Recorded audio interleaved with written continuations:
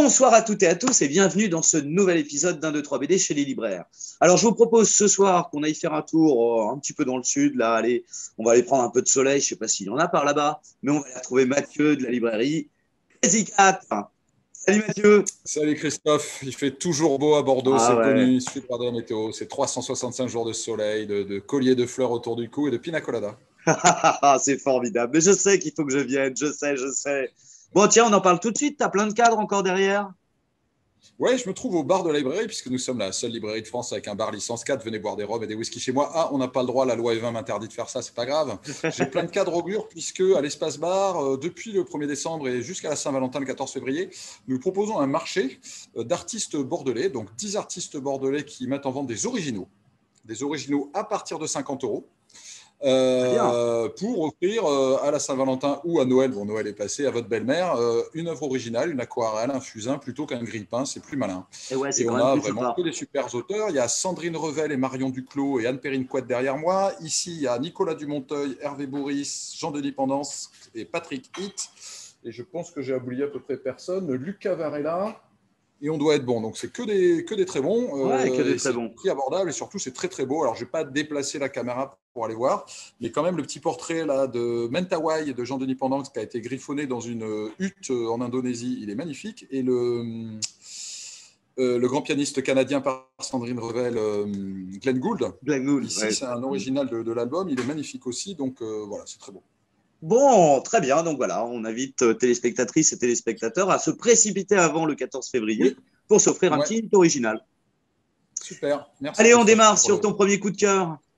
Allez, let's go. On va commencer par le plus facile des trois. Pourquoi facile? Parce que la Bibliomule de Cordoue chez Dargaud, par Wilfried Lupano, qu'on ne présente plus, et Cheminot, est un bouquin qui dit toute l'importance et l'amour des livres. Donc c'est pour nous les libraires, et c'est pour toi Christophe, et c'est pour vous les lecteurs. Alors on est au Xe siècle dans le califat de Cordoue. Il faut savoir qu'au Xe siècle, d'abord, c'est un califat donc musulman très, très éclairé. C'est le rayonnement des mathématiques, de la philosophie, de la science, et très humaniste, très ouvert sur les cultures grecques, etc. C'est une des plus belles bibliothèques de l'histoire du monde, derrière celle d'Alexandrie, mais la bibliothèque de Cordoue, c'est connu comme une des très grandes bibliothèques de l'histoire. Et malheureusement, le nouveau calife est trop jeune. C'est un vilain vizir qui va le remplacer. Non, non, c'est pas Isnogoud, hein, rien à voir, mais c'est quand même ça. Et qui veut brûler à peu près tous les livres parce qu'il est du côté de certains extrémistes religieux. Et donc, le bibliothécaire qu'on voit ici sélectionne les 600 bouquins les plus précieux, les met sur la mule qu'on voit ici avec une scribe copiste et un voleur de grand chemin. Et ben, c'est un road trip, hein, c'est une fuite en avant sur la préservation des livres, sauver les vivres, les transmettre, les aimer, parce que le bibliothécaire les aime à la folie jusqu'au péril de sa vie. Et ce qui est super, c'est que ce contenu qui est un peu littéraire, un peu, on peut le dire, un peu intello, il est traité en humour, action, aventure, rebondissement, parce qu'ils sont poursuivis par les gardes qui eux-mêmes sont poursuivis. Il y a même un petit côté frère Cohen par moment, super jubilatoire, mais c'est sûr quand même, cet amour des livres, et justement, bah, regardez, le jaspage, oui, parce que les couleurs sur les tranches, ça s'appelle un jaspage, Ah, Christophe. dis donc, alors Le là, tu petit m'en apprends, ouais. tranché, le petit doré ici fait qu'en plus, le bouquin lui-même, la tranche un peu comme ça, Ouais, très beau. enluminée, est super beau. Donc, c'est pour tous les publics et c'est à la fois ce qu'on aime, hein, un bouquin exigeant en termes de contenu, on apprend plein de choses et à la fois très accessible pour tous les publics et donc c'est assez parfait, hein. Ah, c'est super. Alors justement, on continue avec JLM Assurance BD à offrir les livres pendant ce mois de janvier. Mais pour ça, il faut une Ouais. petite question. Quelle est donc cette petite question? Et la question, c'est tout simplement en quel siècle se passe ce livre? Facile. On envoie un mail à la librairie et on va pouvoir découvrir ce magnifique album. Et c'est vrai que c'est très, très chouette. Très, très beau. Ouais, ouais. Excellent. Allez, un petit deuxième. Yep, un petit deuxième en accélérant. David Salade, Aquarelle, qui fait des choses absolument magnifiques. Ici, c'est chez Casterman, ça s'appelle Le poids des héros. Allez, j'ouvre une page au hasard. Et alors, effectivement, je n'ai pas la meilleure caméra de tous les temps, mais tout est beau. Je peux ouvrir au hasard partout. Ouais, ça a l'air Tout est super, absolument super. magnifique ici. David Salak avait fait son précédent bouquin, c'était Le joueur d'échecs, l'adaptation du roman de Stefan Zweig, il y a quelques années, il y a 3 ans, je crois. Ici, c'est très simple, c'est purement autobiographique. C'est la première fois que David fait ça, parce qu'il a 2 grands-pères vraiment exceptionnels. Un grand-père qui a combattu du côté des Républicains, qui a fui l'Espagne de Franco et qui a fait 5 ans, 5 ans à Mauthausen, un des camps les plus durs, et qui en est sorti vivant. Et bien sûr, traumatisé à vie, etc. Et qui est resté vivant malgré ses grands problèmes de santé 30 ans parce qu'il ne voulait pas mourir avant Franco. Il dit, je ne mourrai pas tant que Franco Zeffirelli. Et c'était un homme incroyable. Et son deuxième grand-père a également été résistant.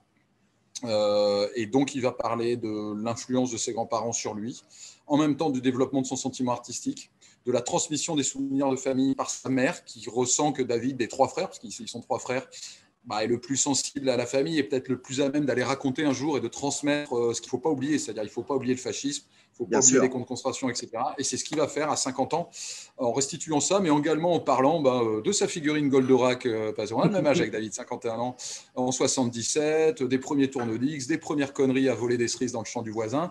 Mais ce qui est super, et un peu comme dans Du bruit dans le ciel de David Prudhomme, c'est de l'autobiographie qui parle de lui, qui parle de tout le monde, qui parle de votre cœur, mais qui parle aussi du monde du XXe siècle. Ouais. Et le petit et le grand, le microcosme et le macrocosme s'articulent incroyablement bien et c'est esthétiquement époustouflant. C'est époustouflant à chaque case. Ouais, mais j'avais adoré, moi, le genre d'échec. Et effectivement, il y a un trait là qui est magnifique. Le salon années 70 avec les tapisseries comme ça. À la limite, si le propos ne vous intéressait pas, ce qui n'est pas le cas, c'est très intéressant, vous le feuilletez comme un livre d'art, sans lire les bulles, c'est époustouflant. Allez, on offre un deuxième livre et un livre d'art avec JLM Assurance BD. Quelle question? Allez, un truc facile. Il suffira de citer un des précédents livres de David Sala que vous avez aimé, de sa biographie, n'importe lequel. Très bien. Okay. On envoie un mail à la librairie et on vient récupérer l'album à partir de samedi. Allez, un petit dernier pour la route, il m'en manque là. Allez, le petit dernier rapido. Et c'est pas une BD. Allez, c'est encore double coup de cœur, Mathieu Olivier. Le berger et l'assassin aux éditions Urbanes par Régis Lejon et Henri Meunier. Allez, le local de l'étape, Régis Lejon, c'est un adorable bordelais. C'est le grand artiste qui est en résidence à la Villa Médicis à Rome en ce moment. C'est te dire le niveau du mec, parce que Villa Médicis à Rome, il faut y rentrer. C'est un livre illustré. Regardez cette image de montagne. C'est absolument magnifique. Donc, ce n'est pas une BD, un petit entorse au règlement, avec un texte à gauche et une image pleine page à droite. Le pitch est assez simple. On suit un berger qui est totalement isolé, seul, qui vit dans la montagne, sans contact avec le reste de l'humanité. Et puis un jour, un assassin blessé se réfugie dans son chalet, sauf que cet assassin, ce n'est pas complètement méchant, puisqu'il a assassiné un fasciste de Mussolini. On est à la frontière des Alpes italo-françaises. Et il vient se réfugier chez lui. Bon, alors après, ce n'est pas un enfant de cœur parce qu'il menace direct le berger, etc. Et puis, ils vont sauver la vie l'un l'autre. Et puis, comme les fascistes de Mussolini montent dans la montagne pour aller le chercher, ils vont devoir partir, quitter cette montagne et fuir en France. C'est tout pour le pitch. Ouais. C'est lisible par mon fils de 8 ans. J'ai adoré et je l'ai fait lire à mon père de 78 ans qui aime la montagne. Il a adoré aussi. Donc, il y a un vrai truc qui parle à tout le monde. C'est une fable, pratiquement. C'est un conte sur la montagne parce que la montagne, elle reste et le fascisme, elle s'en fout, etc. Tout ça, enfin, elle sera toujours là. Et puis, il y a un truc sur la montagne qui vous donne la force aussi et qui est un danger énorme parce qu'ils vont mourir ou pas en traversant. Et donc, la montagne est vraiment là, graphiquement, mais également dans ce truc qui nous rassure ou qui nous effraie sur les Alpes, quoi. C'est très bien. Ça a l'air très beau, ça aussi. Ben, pas mal pour 3 petits bouquins quand même, sympa là. Allez, on offre le dernier avec JLM Assurance BD. Allez, c'est une question un peu rigolote. Où se trouve Régis Lejon en ce moment? En France ou en Italie? Super, il faut avoir écouté l'émission pour ça. Allez, on envoie un mail et puis on vient récupérer l'album à partir de samedi. Mathieu, je te remercie pour ces 3 coups de cœur. Merci Christophe. Et puis je viens vite prendre le soleil à Bordeaux alors. J'espère, ouais, super, on t'attend. Allez, ciao. Merci, bye bye. Ciao.